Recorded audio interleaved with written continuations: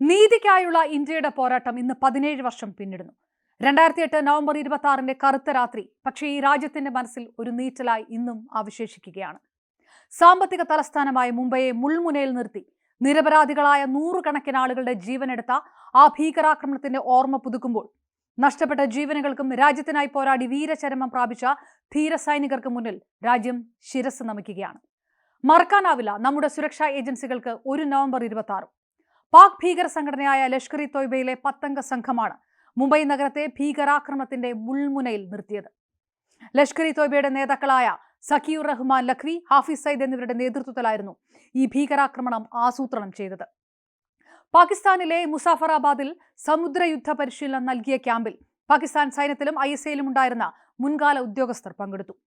US പൗരനായ David ഹെഡ്ലിയും തഹാവൂർ റാണയും മുംബൈയിൽ GPS-ഉം വീഡിയോകളും ഉപയോഗിച്ച് Taj Mahal palace hotel, Oberoi Trident, Nariman house, Chhatrapati Shivaji Maharaj terminus എന്നിവയുടെ ബ്ലൂ പ്രിന്റുകൾ തയ്യാറാക്കി.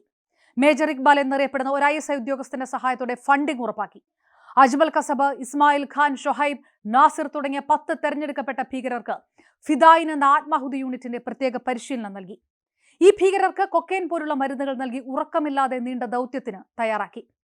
അങ്ങനെ നവംബർ 23 കറാച്ചി അസീസാബാദ് തീരപ്രദേശത്ത് നിന്ന് ചെറിയ ബോട്ടിലാണ് ഭീകരർ ഇന്ത്യയിലേക്ക് പുറപ്പെടുന്നത്.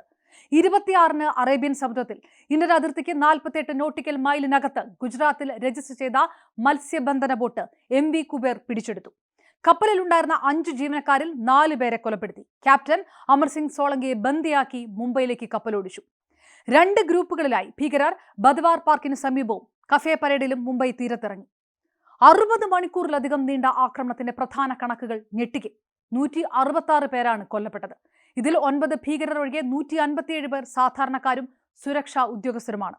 സുരക്ഷാ ഉദ്യോഗസ്ഥരായ 20 പേർ വീരമൃത്യു വരിച്ചു. ATS മേധാവി ഹേമന്ത് കർക്കറെ, മേജർ സന്ദീപ് ഉണ്ണികൃഷ്ണൻ, അശോക് കാംതെ, വിജയ് സലാസ്കർ എന്നിവരടക്കമുള്ള ധീരന്മാരെ അന്ന് രാജ്യത്തിന് നഷ്ടമായി. 300-ലധികം പേർക്ക് പരിക്കേൽക്കുകയും ചെയ്തു. മരണപ്പെട്ടവരിൽ 26 പേർ വിദേശ പൗരന്മാരായിരുന്നു. ഇത് ആക്രമണത്തിന് ഒരു അന്താരാഷ്ട്ര ഗൗരവം നൽകി. അമേരിക്ക, ഇസ്രായേൽ, ബ്രിട്ടൻ തുടങ്ങിയ രാജ്യക്കാർ കൊല്ലപ്പെട്ടവരുടെ കൂട്ടത്തിലുണ്ടായിരുന്നു.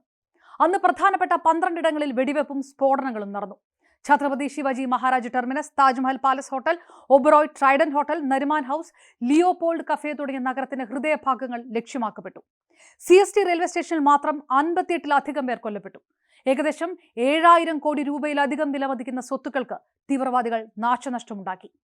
മുഹമ്മദ് അജ്മൽ അമീർ കസബ് എന്ന ഏക ഭീകരനെ ജീവനോടെ പിടികൂടി. ഇയാളെ 2012 നവംബർ 21 തൂക്കിലേറ്റുകയും ചെയ്തു. ഭീകരാക്രമണ സമയത്ത് സുരക്ഷാ ഏജൻസികൾക്കിടയിലുണ്ടായിരുന്ന ഏകോപനമില്ലായ്മയും പ്രതികരണത്തിലെ കാലതാമസവും ഒക്കെ വലിയ വിമർശനങ്ങൾക്കാണ് വഴിയൊരുക്കിയത്. ഈ പാഠങ്ങൾ ഉൾക്കൊണ്ട് സമാനമായ ആക്രമണങ്ങൾ തടയുന്നതിനായി ഇന്ത്യ തന്റെ സുരക്ഷാ സംവിധാനങ്ങളിൽ സമൂലമായ മാറ്റങ്ങളാണ് പിന്നീട് വരുത്തിയത്. നവംബർ 26 ആക്രമണത്തിനു ശേഷം ഉടൻ രൂപീകരിച്ച ഏറ്റവും സുപ്രധാനമായ ഏജൻസിയാണ് നാഷണൽ ഇൻവെസ്റ്റിഗേഷൻ ഏജൻസി എന്ന NIA. തീവ്രവാദ കേസുകൾ, അതിർത്തി കടന്നുള്ള കുറ്റകൃത്യങ്ങൾ എന്നിവ രാജ്യത്തുടനീളം അന്വേഷിക്കാനും പ്രോസിക്യൂട്ട് ചെയ്യാനുമുള്ള ഫെഡറൽ ഏജൻസിയായി രാജ്യം NIA സ്ഥാപിച്ചു. കടൽ മാർഗം ഭീകരർ നഗരത്തിൽ പ്രവേശിച്ചത് തീരദേശ സുരക്ഷയിലെ പാളിച്ചകൾ തുറന്നു കാട്ടപ്പെട്ടപ്പോൾ ഇന്ത്യൻ നേവി രാജ്യത്തിന്റെ മൊത്തത്തിലുള്ള മാരിടൈം സെക്യൂരിറ്റിയുടെ ചുമതല ഏറ്റെടുത്തു. ഇന്ത്യൻ കോസ്റ്റ് ഗാർഡിന്റെ ശേഷി വർദ്ധിപ്പിക്കുകയും കൂടുതൽ ഫാസ്റ്റ് പെട്രോൾ വെഹിക്കിളുകളും ഇന്റർസെപ്റ്റർ ബോട്ടുകളും സജ്ജമാക്കുകയും ചെയ്തു. ആക്രമണ സമയത്ത് ഡൽഹിയിൽ നിന്ന് NST കമാൻഡോകളെ മുംബൈയിൽ എത്തിക്കാനുണ്ടായ കാലതാമസം ഒഴിവാക്കാൻ NSCയുടെ 4 റീജിയണൽ ഹബ്ബുകൾ മുംബൈ, ചെന്നൈ, കൊൽക്കത്ത, ഹൈദരാബാദ് എന്നിവിടങ്ങളിൽ സ്ഥാപിച്ചു. മൾട്ടി ഏജൻസി സെന്റർ, നാറ്റ് ഗ്രിഡ് തുടങ്ങിയവ നടപ്പിലാക്കിയ രാജ്യം തീവ്രവാദ വിരുദ്ധ നിയമമായ UAPയെ ശക്തിപ്പെടുത്തി. നീതിക്കായുള്ള പോരാട്ടം ഇന്ത്യ ഇപ്പോഴും തുടരുകയാണ്. ആക്രമണത്തിന്റെ സൂത്രധാരന്മാരായ ഹാഫിസ് സയ്യിദ്, സഖിയുർ റഹ്മാൻ ലഖ്വി എന്നിവർ ഉൾപ്പെടെയുള്ളവർക്കെതിരെ പാകിസ്ഥാന്റെ മണ്ണിൽ നടപടിയെടുക്കാൻ ഇന്ത്യ അന്താരാഷ്ട്ര സമൂഹത്തിന്റെ പിന്തുണയോടെ ശക്തമായി ആവശ്യപ്പെട്ടിട്ടുണ്ട്. കസബിന്റെ വിചാരണയും ശിക്ഷ നടപ്പാക്കലും ഇന്ത്യയുടെ നിയമവ്യവസ്ഥയിലെ പ്രധാന നാഴികക്കല്ലായിരുന്നു. ഇന്നും നവംബർ 26 രാജ്യത്തിന്റെ പ്രതിരോധ സംവിധാനങ്ങൾ നിരന്തരം നവീകരിക്കേണ്ടതിന്റെ പ്രാധാന്യം ഓർമ്മിക്കുന്നുണ്ട്. നീതി പൂർണ്ണമായി നടപ്പാക്കപ്പെടുന്നതുവരെ രക്തസാക്ഷികളുടെ ഓർമ്മകൾക്ക് മുന്നിൽ രാജ്യം അടിയറവ് പറയുകയില്ല.